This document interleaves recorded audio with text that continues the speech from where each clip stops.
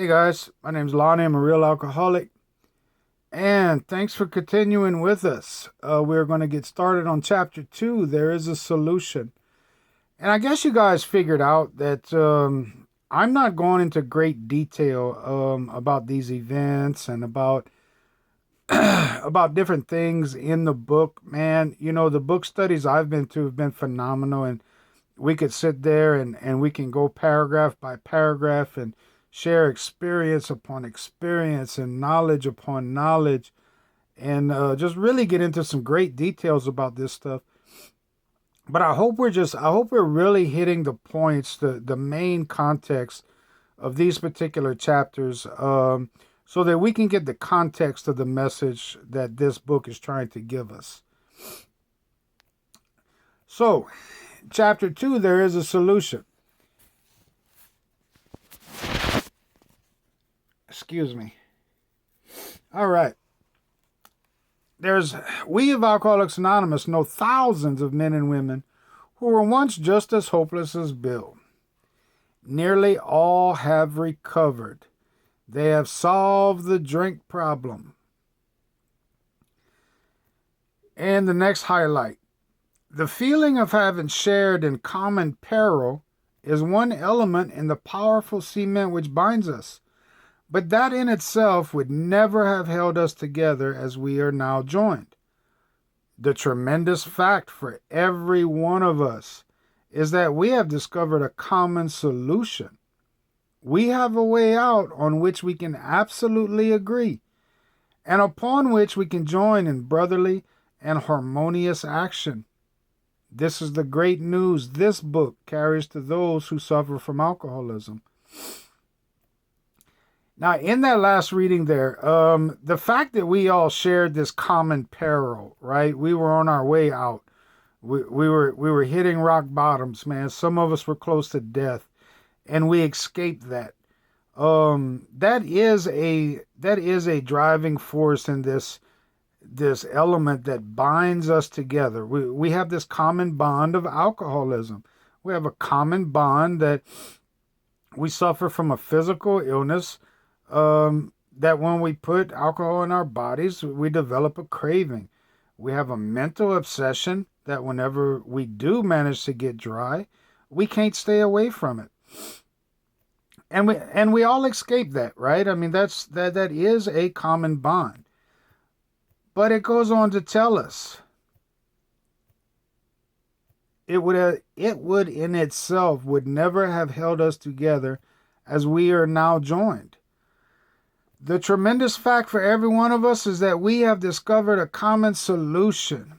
Once again, the we of Alcoholics Anonymous, roughly 100 men and women that got together and edited this book, reviewed this book. They went back and forth in their group meetings and said, no, we don't like that. Yes, we like that. And eventually Bill W. Got it all together and took it to the publisher. But they had all agreed that yes, this is our common solution. We did these things and we have found recovery. It wasn't like I said before, it wasn't just everybody found some kind of miracle one day, their own little miracle to stay sober, and decided, hey, look, this is how I stay sober today. And then another guy would say, hey, look, this is how I stay sober today. No, you can see that when Ebby took Bill W. through the steps, it was a 6-step process at that time, but it was one alcoholic that had a solution.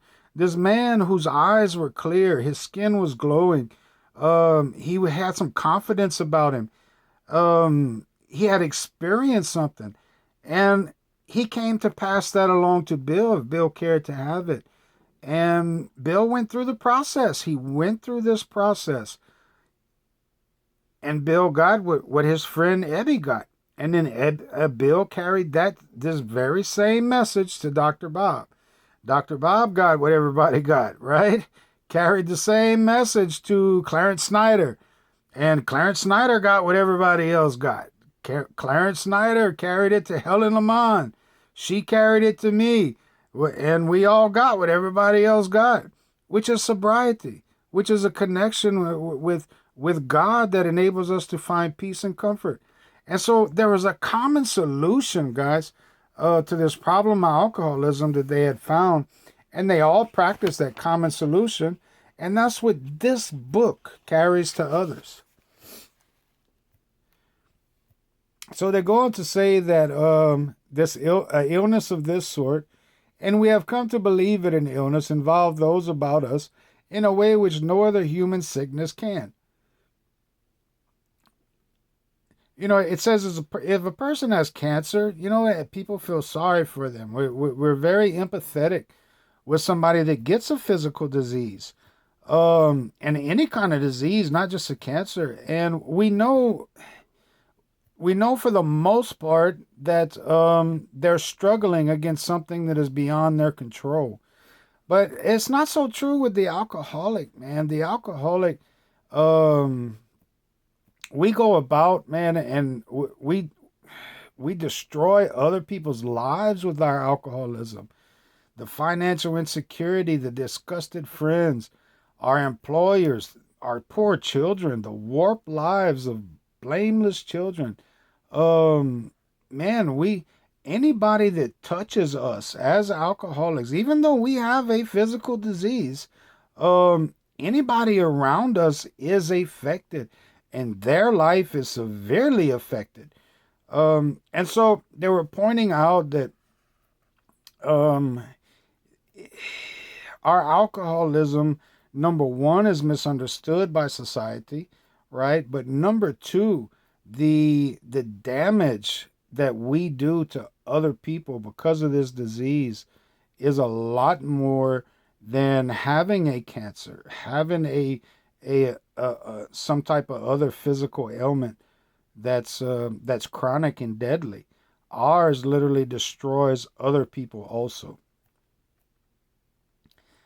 And right here it says, but the ex-problem drinker who has found this solution, who is properly armed with the facts about himself, can generally win the entire confidence of another alcoholic in a few hours.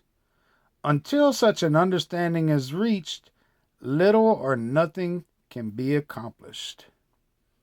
So we're talking about this guy, the man who's making the approach, that his whole deportment shouts at the new prospect, right? That he obviously knows what he's talking about. That he's a man with a real answer, not a guess. Not, I've been sober 10 years. I don't know how it works. I just keep coming to meetings. No. This alcoholic who has recovered, who's bringing his message to the new person, has an answer, has a legitimate answer. And it also tells us that we don't have a holier than thou attitude. We have nothing whatever except a sincere desire to be helpful. This holier than thou, there's no lectures to endure. There's no axes to grind. There's no sermons to be heard. It's just simply one alcoholic that has an experience, and he shares that experience, his experience with these 12 steps, with another alcoholic, and the miracle happens. Let's see. People take up their beds and walk again. A much more important demonstration of our principles lies before us in our respective homes, occupations, and affairs. Talking about, this is part of the steps where we practice these principles in all our affairs. It's a everywhere, anywhere, any time of the day process. That I'm going to live step 10, man. I'm going to watch for my character defects. If one crops up, I'm going to ask God to remove it immediately and place my attention to somebody I can help, or give me the strength to operate in one of the virtues. If I make a mistake, I'm going to instantly make amends. I learned that when I did 8 and 9. And I'm going to continue my prayer and meditation life. I'm going to continue to try to carry this message to other alcoholics. And not just at AA meetings, man. We do 12-step work at work. We do 12-step work at home, in our families. It's not just an AA thing. this society we built called Alcoholics Anonymous, this fellowship we have is, yes, it's a fellowship, and that's where we learn, we grow, we lean on one another, we encourage one another. Um, but that's but our work is outside of AA. Finding the alcoholic, number one, getting them to AA, getting them to the detoxes. Um, being responsible members of society, so that somebody would come up and say, "Hey, man, I got a sister-in-law that I think she's alcoholic, man. I know you had some problems with it. What do you think I should do?" Right? Bam, we got us a prospect. So to practice these principles in all our affairs, not just around our AA people and at AA meetings. So right here, they're just reinforcing again that they published an anonymous volume setting forth the problem as they see it. And they're going to bring to task their combined experience and knowledge. This should suggest a useful program of recovery for anyone concerned with a drinking problem.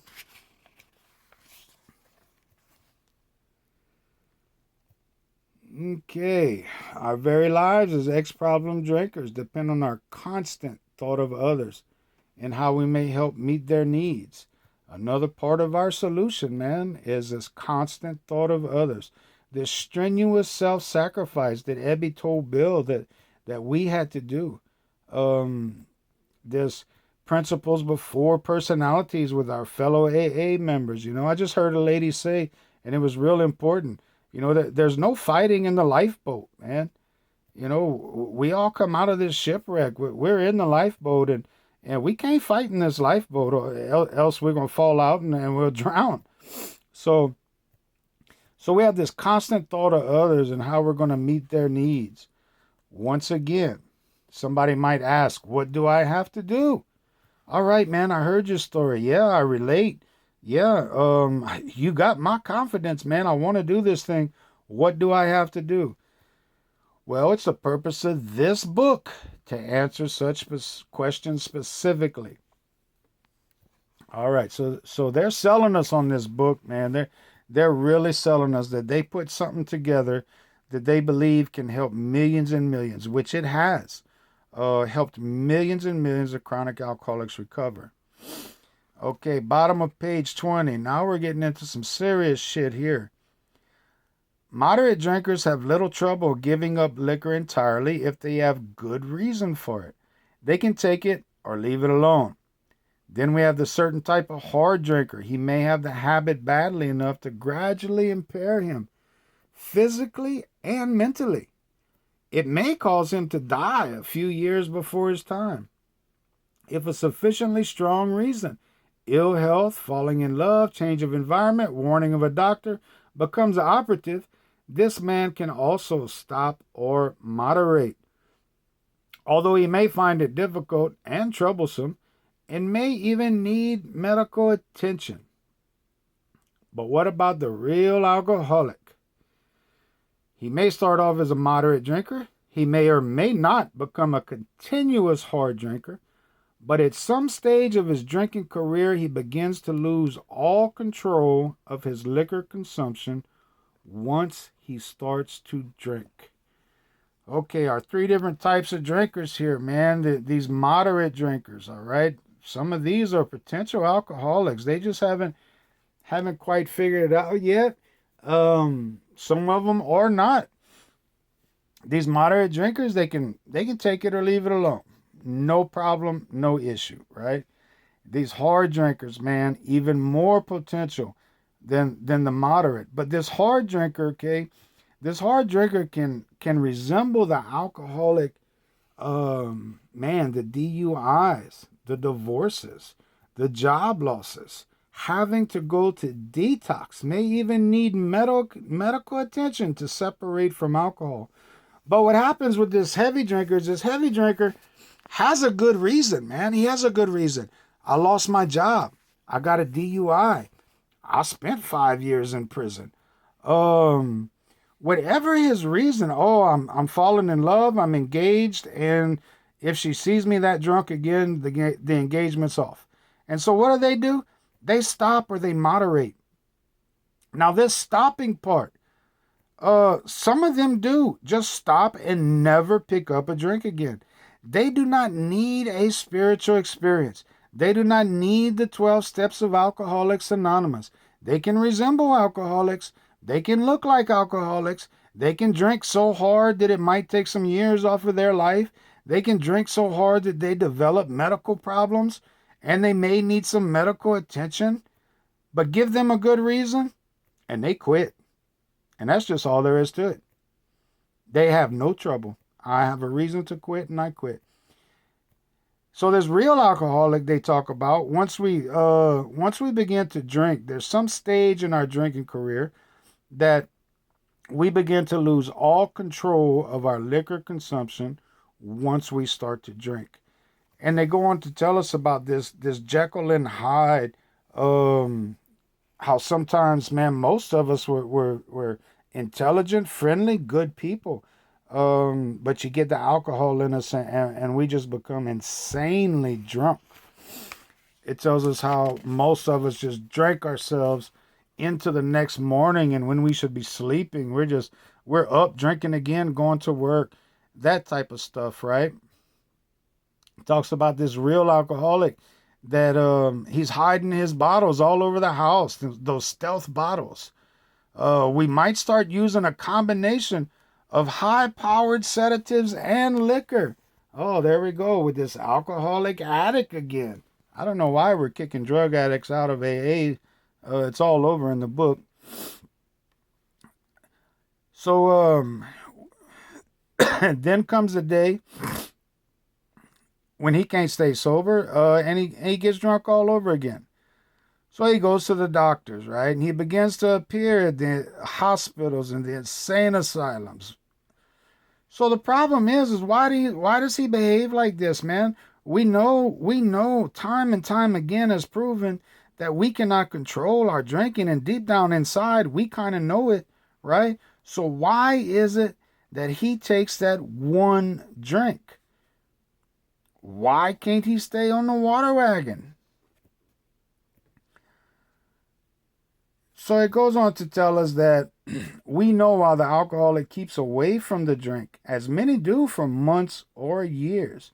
Notice that this continuous alcoholic, this real alcoholic, can possibly just stay away from it. No spiritual experience needed. Just stay away from it. Just quit.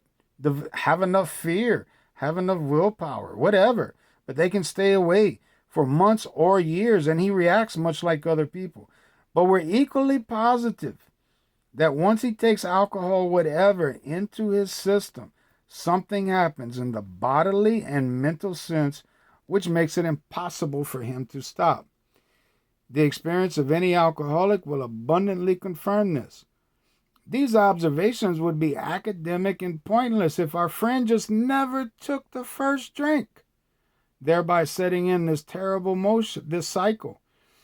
So the main problem of the alcoholic centers in his mind rather than his body. It is this mind of a chronic alcoholic. The crux of our problem, it centers in our mind. If we just kept it out of our body, man, we would be fine. But something always happens. Something convinces us. We're going to take one drink. And then once we do that, it sets in this terrible motion. And that's that real alcoholic, man. That real alcoholic, no matter given the medical knowledge, the psychological knowledge, without a spiritual experience, we cannot stay away from that first drink. So there's this obsession. This part right here. There's an obsession that somehow, someday, they will beat the game, right? That's that great obsession we have that, man, I'm going to do it different this time. I'll be able to control it this time. I'll change my brand. I'll change my environment. I promise only to drink on weekends. And there's this obsession, man, that one day we'll be able to experience that peace and that comfort and not have all the troubles that come with it. We'll be able to control our drinking and control life on life's terms. all we wanted was peace and comfort. And man, this alcohol gave it to me. That was my solution. Problem was I couldn't control it, and I kept trying to control it. That was that great obsession. The obsession was that I always went to the bottle, trying to control it, looking for some peace and some comfort. So the tragic truth is, if the man's a real alcoholic, he has lost control. At a certain point in the drinking of every alcoholic, he passes in the state where the most powerful desire to stop drinking is of absolutely no avail. This tragic situation has arrived practically in every case long before it's expected. The fact is that most alcoholics, for reasons yet obscure, have lost the power of choice in drink. Our so-called willpower becomes non-existent. We are unable at certain times to bring into our consciousness with sufficient force the memory of suffering and humiliation of even a week or a month ago. We are without defense against the first drink. Now, guys, I'm going to tell y'all right now, we are still in step 1 right now. We're kind of throwing in some step 2 a little bit. But for the most part, we're in step 1, and we have lost its power. I am powerless over alcohol. Second part of that is my life is unmanageable. This powerlessness, the only time it's mentioned in step 1, it is in step 1. That is when we were powerless. Once we start working these steps, man, it's going to tell us by the time we get to step 3 that we feel a new power flow in. It's going to tell me by the time I get to step 10 that if I'm tempted, I can recoil from it as from a hot flame. Right here, it tells me there's a complete failure of the kind of defense that keeps one from putting his hand on a hot stove.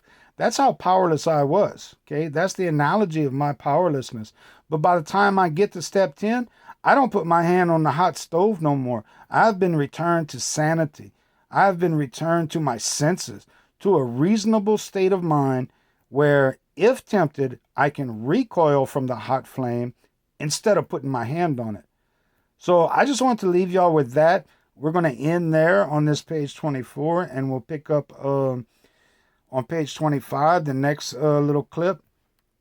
But just to give you guys some hope, man, we don't stay powerless. This is not some kind of oddball miracle where we're God's puppets on a string and he just protects us and we just lollygag through the universe and we're all safe and protected, right? No, we are restored to sanity. We are restored to a reasonable state of mind, and we can make some reasonable decisions about our life. And the first thing is that once I put alcohol in my system, I am completely powerless. I cannot control how much I'm going to drink after that. It is inevitable. I'm going to get drunk and I'm going to hurt somebody else. So the process of this step, I can promise you, just like they promised the guy earlier in the doctor's opinion, that we will, if we stay in fit spiritual condition, if we continue to practice these principles in all our affairs, we will have proper use of the will. You can call it a little bit of willpower if you want. I'll call it God power. Maybe God's power mixed with my power. I don't know. However you want to conceptualize it. But we do not stay powerless. We don't. And let me leave you with that. I know that's a little bit controversial for some folks, but for me, it's absolutely not. So, great, guys. Let me end it there, and we will continue on page 25 next time. Thank you. Take it easy.